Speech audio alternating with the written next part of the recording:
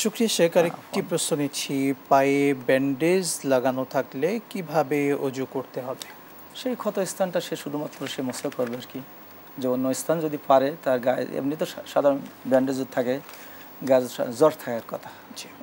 হ্যাঁ, যদি তার পক্ষে মানে সম্ভব হয় অজু করবে সে। আর যদি সম্ভব না হয়, যে স্থানটাই সবচেয়ে ধৌত করা প্রয়োজন মনে করে করবে, হাত দিয়ে আস্তে করে মসা করার মতো না, যে না পারে সেখানে মসা করে দেবে। অর্থাৎ হাতকে ভিজিয়ে সে ভেজা হাত দিয়ে একটু মাসে করে দেবে যতটুকু পারে। ইসলাম সহজ করে দিয়েছে, ইন্নাদ-দীনা ইনদাল্লাহিল ইসলাম।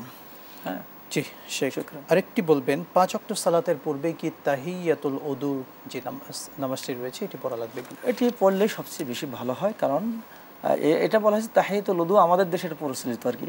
কিন্তু মানে ওযু করার পরেই মসজিদে ঢুকে 2 রাকাত নামাজ, এটাকে বলা হয় যে দুখুলুল মসজিদ। এবং সবচেয়ে যে কোনো মসজিদ পৃথিবীর শুধুমাত্র কাবা ঘর ছাড়া, কাবা ঘরের মধ্যে বিধান আল্লাহ তাআলা ফালিয়াতাওয়াফু বিল বাইতিল আতিক, যখনই কেউ প্রবেশ করবে তার উচিত হচ্ছে সে কি করবে? তাওয়াফ করবে। কিন্তু কাবা ঘর ছাড়া পৃথিবীর যে কোনো মসজিদে যখনই প্রবেশ করবে তখন ফালিয়ারকা রাকাতাইন, সেজন্য অবশ্যই 2 রাকাত নামাজ পড়ে।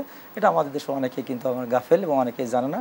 শুধুমাত্র আমরা মনে করি সালাতুল জুমার দিন আমরা মসজিদে ঢুকে প্রবেশ করে যে দুখুলুল মসজিদ নাম করে। কেউ যদি এমনটি করে, অর্থাৎ 2 রাকাত তাহিয়াতুল ওযু এটাও পড়লেন এবং এরপরে দুখুলুল মসজিদ এরপরে পড়লেন, সেটা হবে কিনা? কোনো সমস্যা না, বাস এই একই তো তানাফুল হাজা, এগুলো সব কিছু নফলের অন্তর্ভুক্ত। সুতরাং সে যদি পড়ে তার জন্য জিয়াদা হয়ে যাবে, আর যদি নাও পড়ে লাবাস, কিন্তু পড়াই আল্লাহ রাসূল কারীম সাল্লাল্লাহু আলাইহি ওয়াসাল্লামের সুন্নাত, আল্লাহ রাসূল কারীম সাল্লাল্লাহু আলাইহি ওয়াসাল্লাম পড়েছেন। আপনাকে অসংখ্য ধন্যবাদ শেখ, গুরুত্বপূর্ণ সময়টুকু আমাদেরকে দিয়েছেন। বারাকাল্লাহু ফি হায়াতিক। ওয়া ইয়াকুম।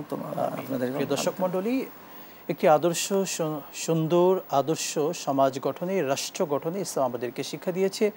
কোরআন সুন্নাহর আলোকে অসংখ্য নীতিমালা আছে, আমরা সেই বিষয়গুলোকে ফলো করব। বিশেষ করে আমরা প্রত্যেককে বলতে চাই, আমরা দেশের নাগরিক, এই দেশকে, আমাদের প্রিয় বাংলাদেশকে সুন্দর করার দায়িত্ব আমাদের প্রত্যেকের।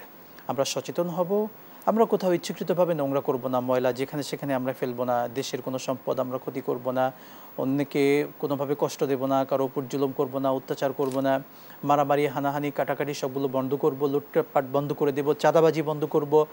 এভাবে সুদ ঘুষ থেকে শুরু করে যে ঘুষের প্রচলন, যেই ঘুষের কারণে বর্তমানে যারা মেধাবী আছে তারা বঞ্চিত, এই ঘুষ এবং বিশেষ করে এই মেধাবী যারা আছে তাদের অবমূল্যায়নের জন্যই কিন্তু আজকে একটা পর্যায়ে আমরা দেশে এসে এই শান্তিতে বসবাস করছি। এবং আমাদের ছাত্রদের অক্লান্ত পরিশ্রম, তাদের আত্মত্যাগ, তাদের বহু স্যাক্রিফাইসের কারণে আমরা কিন্তু এমন বাস করছি।